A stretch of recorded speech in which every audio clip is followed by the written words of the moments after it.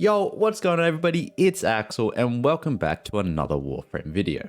If you haven't noticed, there's currently a big boil in the plains of Eidolon, and that informs us that Operation Plaguestar is back. And in this video, I'm going to show you how to complete the bounty in under 8 minutes solo using all 4 Eidolon Phalanxes and infested catalysts.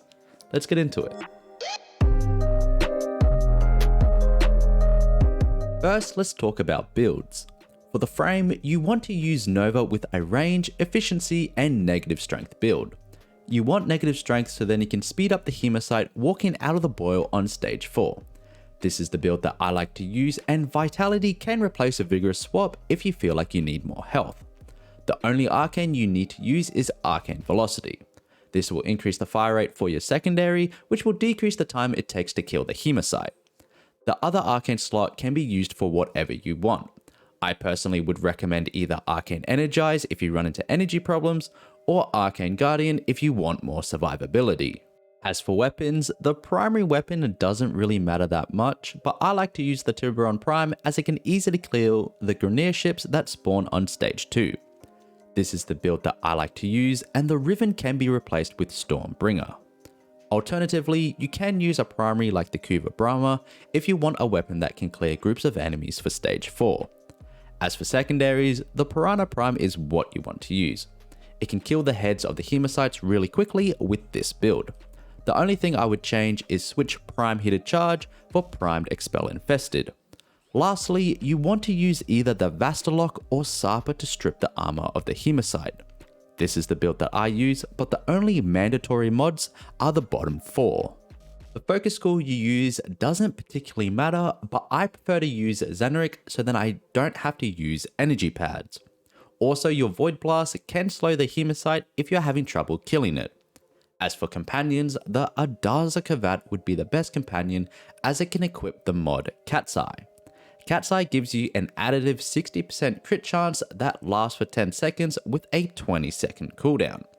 And this is the build that I use. Lastly, Operator Arcanes. I would recommend Magus Repair to heal your Warframe during stage 4 and Magus Lockdown for some extra CC. If you don't have Magus Repair, Magus Elevate is a good alternative. Now for the fun part. To start the Plaguestar bounty, you want to talk to Konzu on Cetus and select the top bounty.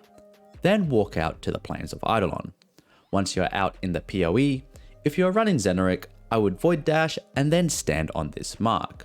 You can skip the dialogue by opening the Nightwave menu, but I personally do not do it at the start so that I can get more energy.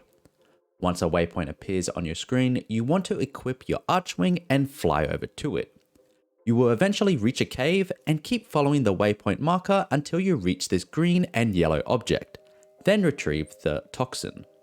You can use Nova's third ability and Void Dash to travel through the cave quicker. Once you have exited the cave, you will then want to fly over to this rock formation near the Cetus doors and open the Nightwave menu to cancel the dialogue. This will force spawn the mixer towards the trees that I am aiming at. When you get to the waypoint, open the vault and place the toxin in the mixer. You will then have to defend the Armored Vault console for 3 minutes to complete this stage. During this time, you can use Infested Catalysts and Eidolon Phalanxes to increase the standing you receive at the end of the bounty. You will get an additional 250 standing per catalyst and phalanxes used. At around the 40 to 50 second mark, this is when I like to prepare for the next stage. In this run, this was the spot on the map that I went to, but there is actually a better place to go to force spawn the drone. You want to go to this point on the map and stand here. This will spawn the drone around 300 meters away from the boil, making it one of the best drone spawns. This is optional, but at the 20-second mark, Void Dash if you're using Xeneric. Then at 10 seconds, place a wormhole in the direction of the waypoint, and after you pick up the mixture, go through the portal. Once you reach the waypoint, walk over to this spot and cancel the dialogue. Insert the mixture once you have reached the drone and escort it to the boil. You can use Nova's third ability to teleport the drone, which will speed up the time it takes to complete stage 3. Once the drone reaches the boil, stage 4 will begin. In this stage, you have to kill infested until the bar reaches 100%, and you get 2% for each kill. but after every 25%, a Hematite will spawn. When a Hematite spawns, you want to Void Dash to the boil, then activate Nova's 4th ability to speed up the Hematite.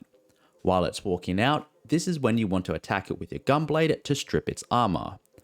After the armor is stripped, kill 3 enemies with your Piranha to activate Ethereal Piranha, then kill all 3 heads of the Hematite. Repeat another 3 times, then you have completed the bounty. As you can see, even with a drone spawn that isn't the best, you can complete the bounty in under 8 minutes. With some practice and utilizing the best drone spawn, you should be able to complete the bounty close to 7 minutes and 30 seconds depending on the toxin spawn. That is all for this Warframe video. If you have any questions about Operation Plaguestar or just want to hang out, I now stream right here on YouTube, so be sure to subscribe and turn on notifications so then you'll be notified of when I go live. And while you're down there, don't forget the like button and leave a comment. I do read most of them. And as always, thank you for watching.